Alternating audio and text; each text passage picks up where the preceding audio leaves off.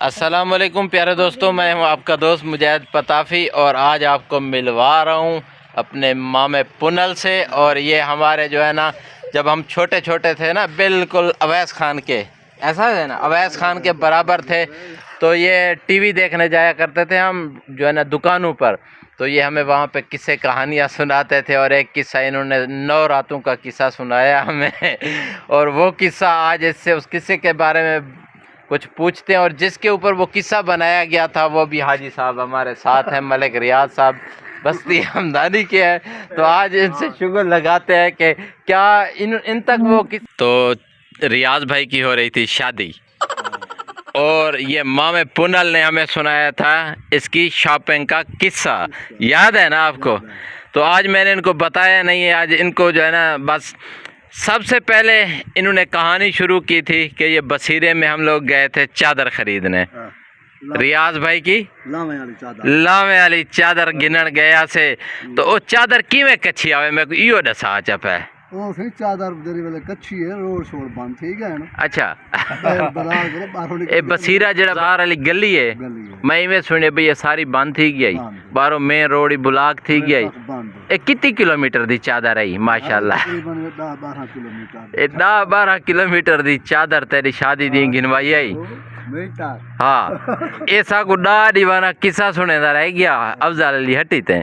तू ए दस तेरे तक एक किस्सा पहुंचाई भाई? एक किस्सा सुनवे दा खड़े कहनी हाल पहुंचा जड़ी दीवार एक किस्सा सक सुनवे दा रह गया सुनवे दा। अच्छा मामा, चादर दा जड़ा किस्सा है ना, वो तो 3 दीवाना चलदा रही आई ते बिया समान 9 दीवाना बिया केड़ा किस्सा ता सक सुनाए? ई सही मामे पुनल सागू जड़ा किस्सा सुनाया 11 दीवारा में वेंदा रही हम। रात दा जड़ा ना तकरीबन 9 बजे ड्रामा मुकदा ते किस्सा शुरू थींदा आई। 1-2 बजे वन के किस्सा ही ओए असा मामे को लत्ते किलो घील के खटड़े तो इवें है ना तल्ले वन टिब्बी ते सटे दे आते ते सारी जान छोड़े दाई ना। तो किस्सा ओ तक चलदा रही है जे तक काके रियाज दी शादी थी गई, घर वस गए। किस्सा यूं वाले छोड़े जल्दी बार घर उजड़े इवें ते हुण वाली यारी है इन्हें दुआएं दी इवें कहना सही बचपन दे यार हैं। बार अल्लाह इन्हें को खुश रखे। ते हुण जड़ा ना भला कोई सांढू बनदे पे मैं सुने दुए ए सच है मामा? ए सही दुए हुण सांढू बनदे पने। कई भिरा कोलो 2 रिश्ते बैठे हुए जिन्हें को बाल ना थींदे हुए। इन्हें शर्तां सुनो पहले ए आदन जे को बाल ना थींदे हुए ते गुजारे ले कमावण वाली होवे इवें। हाँ कोई एक दी ढगी शगी जो गेंद हो ओई पाले पई इवें का कर याद। हां ठीक है काका कई भिरा दा मूड होवे, कई भिरा कोलो अपनी कौम होवे बिया होवे हक शरा दी गाल कोई शर्म हया वाली गाल कहनी। ए दुए साडे घोटन सही ए दुए घोट तैयार हैं जड़ा ना। कई भिरा कोलो होवे कोई अगर सांढू बन वजन तो ता सोहनी गाल है जड़ा ना। एक कट्ठे रासन कट्ठे आ जड़ा ना अपना ओए दुए भिरा ते भेणी। काका इन्हें जब दुआई झलो इन जोड़ी दा रिश्ता गोलो सऊदी दुबई जिथे ही लभे ना इन्हें किते गोलो। मैं कोशिश करे ना रखनी पहाड़ बलोच मेरे यार मैं उड़ी कोशिश करे संतवारी तुम्हारे नसीब जिथा लिखा खड़े अल्लाह चंगाई करे सी। काका रियाज एक दफा इंशाल्लाह तू लामा चढ़ से वाल टेंशन नहीं गिननी ठीक है। मामा तेरे नारे वाल क्या टेंशन है?